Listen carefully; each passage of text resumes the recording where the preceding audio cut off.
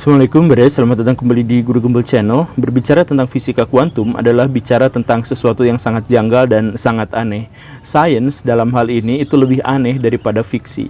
Nah, beberapa episode lampau kita sudah menjelaskan tentang itu. Nah, tetapi di episode ini kita akan menjelaskan sesuatu yang lebih aplikatif dan sangat urgen, yaitu bahwa penerapan tentang keanehan fisika kuantum itu sudah ada dalam nanoteknologi yang sudah dikembangkan sejak tahun 2011 di negara-negara yang sudah maju. Nah, masalahnya adalah kalau teknologi ini diterapkan pada satu pihak, kemudian pihak yang lain tidak menerapkannya, maka satu pihak yang pertama ini akan benar-benar menjajah, mendominasi, menguasai pihak yang kedua tanpa kemungkinan pihak yang kedua itu bisa membaliknya. Kenapa bisa seperti itu? Ini adalah sesuatu yang sangat urgen dan harus diketahui bersama. Jadi ayo kita mulai.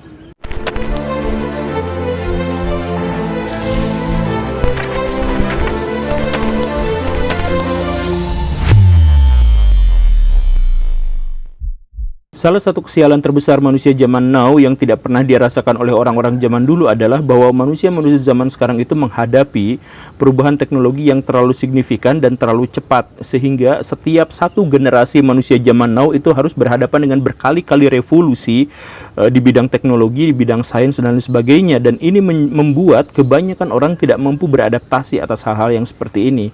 Baru beberapa tahun kemarin misalkan kita bikin counter HP karena banyak yang ingin membelinya. Sekarang tidak lagi dibutuhkan karena kebanyakan orang pindah ke WiFi. Baru aja kemarin dibikin Facebook dan orang-orang merasa bangga dan merasa keren ketika memiliki akun itu. Sekarang orang yang memiliki itu dianggap sebagai orang yang ketinggalan zaman, bapak-bapak atau nenek-nenek rempong. Nah, ini perubahan seperti ini adalah perubahan yang terlalu radikal. Orang-orang zaman sekarang itu sejak kecil saja ketika dia baru saja belajar mengasah kemampuan motoriknya, mereka sudah harus belajar lihat HP, lihat gadget yang membuat mata dan hati mereka itu rusak. Tapi ya itu adalah sesuatu yang harus kita terima, karena bagaimanapun ya salah sendiri kenapa Baraya hidup di zaman sekarang. Kalau Baraya ikuti filsafatnya Suhoki kan, dia mengatakan ya untuk menghindari kesialan seperti ini jalan terbaiknya adalah ya tidak hidup kan, seperti itu. Dan daripada seperti itu maka kita misalkan harus meneropong orang-orang Korea. Orang-orang Korea melihat bahwa kita memang harus menguasai teknologi. Dengan apa? Dengan nanoteknologi, karena ini adalah teknologi masa depan. Baru dimunculkan tahun 2010, 2011, 2012 benar-benar dipasarkan, dan kalau 2025 kita tidak menguasainya, kita akan diinjak-injak sama sekali. Orang-orang Korea mengatakan bahwa kalau kita tidak menguasai ini, kita mati. Ya, lalu apa nanoteknologi itu? Secara sederhana, nanoteknologi adalah teknologi untuk memanipulasi atau merekayasa materi-materi di ukuran subatomiknya, di ukuran nanonya. Nano itu artinya adalah sekitar sepersejuta milimeter. Begitu. Nah, dari situ dirubah sehingga materi-materi itu menghasilkan karakteristik dan fungsinya yang sama sekali lain daripada karakteristik dasarnya. Misalkan kita mengetahui bahwa air itu cair. Nah, kalau dirubah nanoteknologinya itu bisa berubah menjadi aneh-aneh gitu ya. Atau misal besi. Besi itu kita mengetahui padat, tapi bisa dibuat empuk kayak Lucinta Luna. Seperti itulah kurang lebihnya. Nah, kalau sudah seperti ini artinya apa? Manusia ini sudah dalam tanda kutip menjadi pencipta. Dia merekayasa semua material-material di alam menjadi sesuatu yang sangat baru. Dan kalau sudah seperti ini dampaknya bisa menjadi sangat luar biasa. Saya ingin menjelaskannya dalam percontohan saja biar tidak terlalu sulit. Tahun 2011, mahasiswa-mahasiswa saya di Universitas California itu bekerja sama dengan perusahaan Boeing, di mana mereka akhirnya mewujudkan satu teknologi baru, yaitu mikrolatis. Kalau di Indonesia mikrolak itu obat untuk susah buang ya.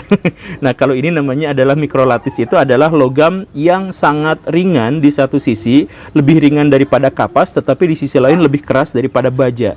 Sehingga kalau ini diterapkan, maka ketika kita harus membuat bangunan rumah misalkan 4 lantai dari bahan mikrolatis ini, maka bangunan itu bisa diangkat oleh satu orang kuli bangunan saja, saking ringannya bangunan itu.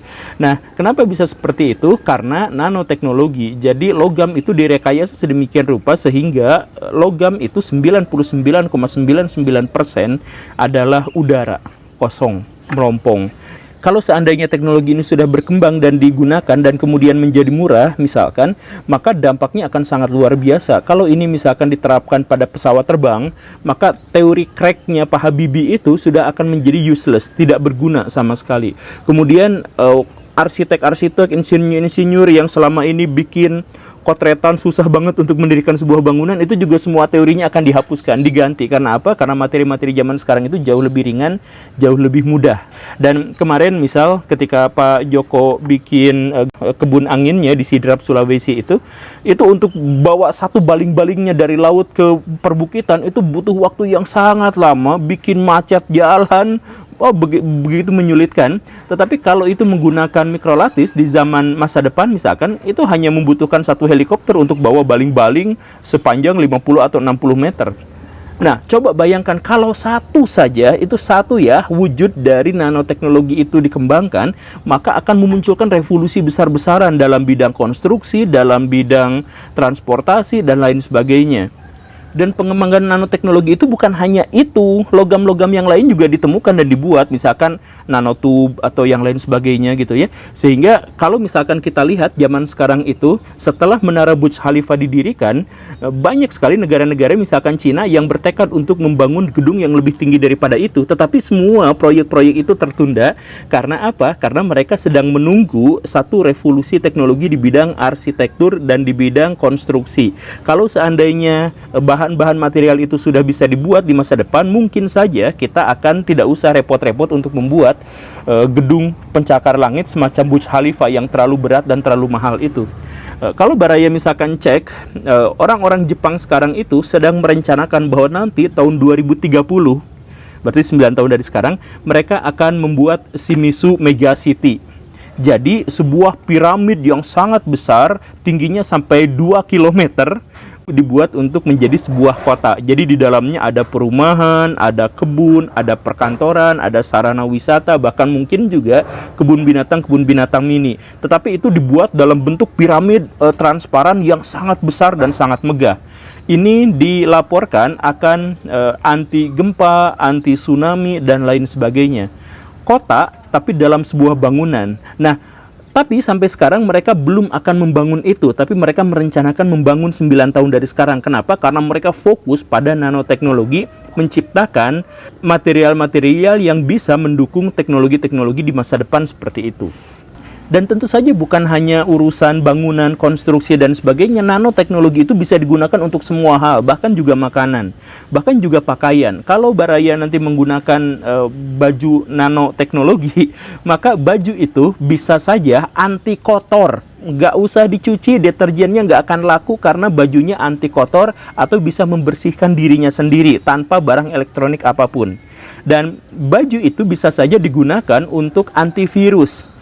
Bahkan nanoteknologi itu bisa mengarahkan kita untuk menciptakan nanobot, robot seukuran DNA atau robot seukuran gen atau robot seukuran virus, yang dengan demikian maka rekayasa genetik terhadap manusia bisa saja terjadi dan bahkan itu bisa digunakan untuk mengatasi wabah. Misalkan sekarang kan ada Omicron, ada COVID dan sebagainya, itu dengan robot-robot seperti itu bisa dilawan. Jadi kayak film Ultraman gitu, tapi kecil-kecil robot berhadapan dengan virus, ditembak-tembakin kayak yang semacam itu. Ya, itu mahayalan saya saja. Cuman maksudnya nanobot itu memang di masa depan akan diwujudkan karena kita sudah atau sedang berjalan untuk menguasai nanoteknologi itu. Begitu. Belum lagi misal kalau kita berpikir soal barang elektronik misalkan. Kan sekarang itu sudah ditemukan baterai yang abadi. Jadi baterai itu kalau dipakai buat ngecas HP, ngecas laptop, bahkan TV, bahkan mungkin juga motor dan sebagainya, itu tidak akan habis dayanya. Ya habis, tetapi baru akan berkurang setelah 570 tahunan. Itu juga dengan nanoteknologi. Kalau kita sudah bisa menguasai ilmu teknologi perbateraian tentang hal itu, mungkin kita juga di masa depan bisa menangkap petir. Jadi seperti yang sudah kita ketahui bersama bahwa satu sambaran petir saja itu teknologi yang dihasilkan, yang dibuang itu luar biasa. Bisa untuk melistriki seluruh rumah-rumah di Bandung dalam waktu 20 atau 30 tahun setiap satu sambaran petir. Nah, tetapi selama ini ketika petir menyambar, kita buang saja, kita abaikan saja karena memang tidak ada satu alat yang bisa menangkap dan menyimpan energi yang sangat luar biasa dari petir itu. Nah, tapi kalau sekarang pengembangannya adalah baterainya bisa menjadi baterai abadi, ini adalah langkah awal untuk bisa menciptakan sebuah teknologi yang bisa menangkap petir itu. Dan kalau sudah seperti itu, bayangkan kita tidak usah lagi butuh pakai BBM, kita nggak butuh lagi reaktor nuklir, kita nggak butuh apa lagi untuk bisa melistriki seluruh dunia. Nah, itu semuanya urusannya adalah nanoteknologi. Dan kalau ini bisa digunakan untuk urusan-urusan damai, ini juga bisa digunakan untuk masalah-masalah perang. Jadi kalau Baraya bisa menguasai nanoteknologi, maka teknologi Baraya itu akan benar-benar superior. Misalkan Baraya pernah nonton film Transformer ya, yang waktu Devastator menggali piramid itu, ya kayak gitu. Terus Angkatan Laut Amerika Serikat itu punya railgun meriam yang sangat besar itu, yang kemudian sekali tembak itu si robotnya langsung mati, langsung berkeping-keping gitu ya, CGI-nya. Nah, itu adalah nanoteknologi dalam bidang persenjataan yang sialnya sudah dikuasai oleh India acak-acak. Jadi Indonesia kapan? Ya, Indonesia ginilah, ini laporannya ya.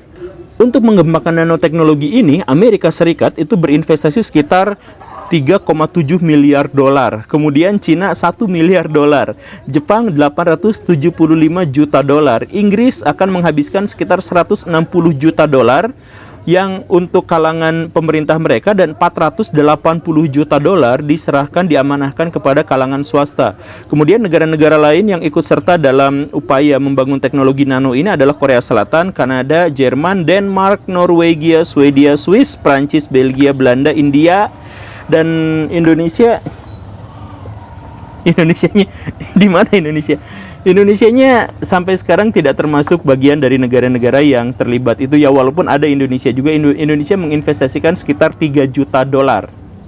Ya, besar sih, lumayan, sekitar 1/1000-nya Amerika Serikat. Nah, maksud saya begini Baraya, seandainya saya memegang kekuasaan lebih, maka saya akan berorientasi lebih juga pada masalah nanoteknologi ini, karena teknologi ini adalah teknologi masa depan. Kalau kita misalkan menguasai ini, kita bisa merekayasa sisir ini yang dijual 2000-an itu bisa menjadi 5 jutaan satunya. Kalau sudah ada nanoteknologi di dalamnya, kita bisa membuat sesuatu yang sangat berbeda.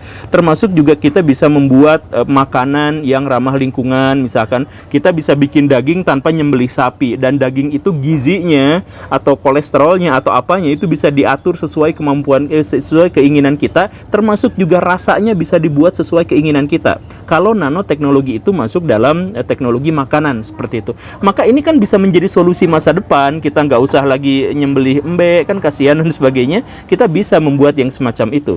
Nah, negara-negara lain bergerak ke arah sana, kita tidak bergerak ke arah situ. Ya, karena memang pengembangannya terlalu rumit, dan kita cenderung lebih memikirkan masalah-masalah masa lalu dan cenderung memikirkan masalah-masalah yang tidak perlu dibandingkan dengan masalah-masalah yang menjadi sangat urgen untuk masa depan. Ada beberapa peneliti-peneliti dari ITB misalkan yang membuat masalah-masalah seperti ini, tapi kan itu hanya ukurannya sangat-sangat mikro, jadi upayanya itu adalah upaya yang tidak terlalu dipedulikan. Jadi kalau Baraya penonton video ini adalah seorang pejabat tinggi atau seorang yang memang memiliki akses untuk itu, atau berniat berencana untuk menjadi seorang pejabat tinggi di masa depan, maka please berpikirlah tentang masa depan, teknologi masa depan, agar kita semua bisa terselamatkan dari diinjak-injak dan dijajah oleh bangsa lain. Semoga kita bisa menjadi Ya, keretanya udah marah. Terima kasih karena sudah menyimak. Saya Guru Gembul. Assalamualaikum warahmatullahi wabarakatuh.